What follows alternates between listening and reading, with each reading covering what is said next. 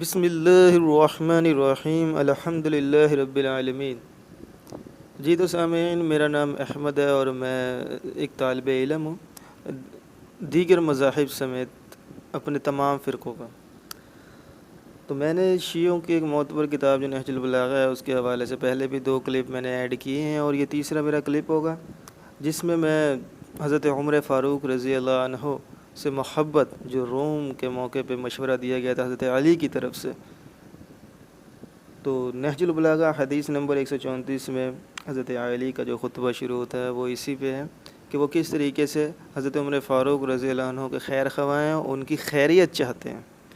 کہ اللہ نے صاحب دین کے لیے یہ ذمہ داری لی ہے کہ وہ ان کے حدود و قیود کی تقویت دے گا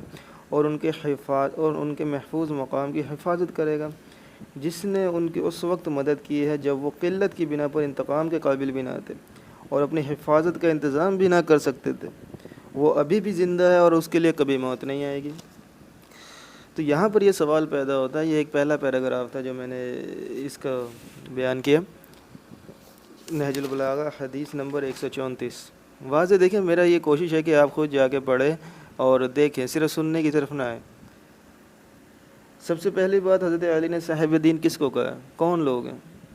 کون سا فرد ہے یہ؟ صاحب اقتدار حضرت عمر فاروق رضی اللہ عنہ ہے، اور ان سے پہلے ابو بکر صدیق رضی اللہ عنہ رہ چکے ہیں۔ ظاہری بات ہے ان کے اقتدار سے بھی حضرت علی رضی اللہ عنہ متفق تھے۔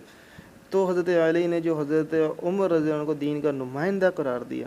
اور پھر ان کے لیے دعا بھی کی ہے کہ آپ کو اسلام میں ضرور ترقی ملے گی، یہ حضرت علی کی بقیہ 2 خلفاء سے محبت کی دلیل ہے۔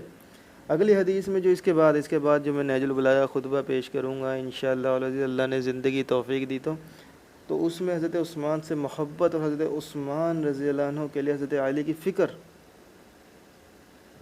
تینوں خلفاء کی بدگمانی دور کرنے کے لیے کافی ہے۔ ماشاءاللہ سے اتنے زبردست طریقے سے واضح طور پہ نام لے کے، حالانکہ برائی جو بیان ہوئی ہے اس کتاب میں، جو خلفاء کی برائی بیان ہوئی ہے وہ تقیتاً اشارتاً تشبیہات کے ساتھ ہوئی ہے، لیکن جسے فکر کہتے ہیں وہ ڈائریکٹ واضح طور پہ معلوم ہوتا ہے کہ حضرت علی، حضرت عمر، حضرت ابو بکر صدیق رضی اللہ عنہ، حضرت عثمان رضی اللہ عنہ کے بالکل ساتھ تھے، ان کی فکر مند تھے، ان کے لیے ہر طریقے سے حاضر تھے نمائندگی کرنے کے لیے۔ اور حضرت معاویہ رضی اللہ عنہ کے بارے میں جو باتیں آتی ہیں اس میں بھی واضح طور پہ ثابت ہوتا ہے کہ حضرت معاویہ سے کوئی دشمنی والا معاملہ نہیں تھا، بلکہ فکر مند تھے امت کی اصلاح کے لیے، جتنی کوششیں کر سکتے کی۔ تو اس کے بعد جو دعا دی ہے، پہلی جو دعا دی ہے حضرت عمر فاروق رضی اللہ عنہ کو، یہ کہ اللہ آپ کو ترقی دے گا۔ دوسری یہ کہ جہاں آپ موجود ہوں گے اللہ ضرور اس مقام کو محفوظ رکھے گا۔ آگے اللہ کی صفات کا بیان ہے، صفات کا بیان ہے کہ اللہ ہی ہے جس نے مسلمانوں کو ہر میدان میں مدد کی ہے، اور جب وہ تھوڑے تھے ان پہ ظلم ہوتا تھا اور وہ جوابی کارروائی کرنے کے قابل بھی نہ تھے، ان کے ظلم کو روکنے والا کوئی نہ تھا، لیکن اللہ نے ان کی مدد کی۔ یہ مکی دور کا بیان ہے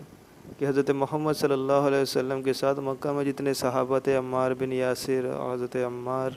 اور ان کی والدہ اور حضرت بلال اور پتہ نہیں کتنے اصحاب، پتہ نہیں کا مطلب ابھی میں آپ کو بیان نہیں کر سکتا، کلپ بڑا ہو جائے گا، یعنی کہ اتنے اصحاب مکی دور میں مشرکین مکہ کے ظلم و ستم کا شکار ہوئے، تو اللہ نے ان کی مدد کی، ان کو برداشت بھی دی، قوت بھی دی، اور پھر ان کو ایسا مقام و مرتبہ اور ایسی ریاست قائم کی کہ وہ ان پہ غالب آ گئے، فتح مکہ واضح طور پہ ہو گئے۔ تو اللہ ہی ہے جو زندہ ہے اور اس کی مدد ہمیشہ سے اور ہمیشہ رہے گی۔ یہ پارٹ 2 حصوں میں تقسیم ہو گئی ہے۔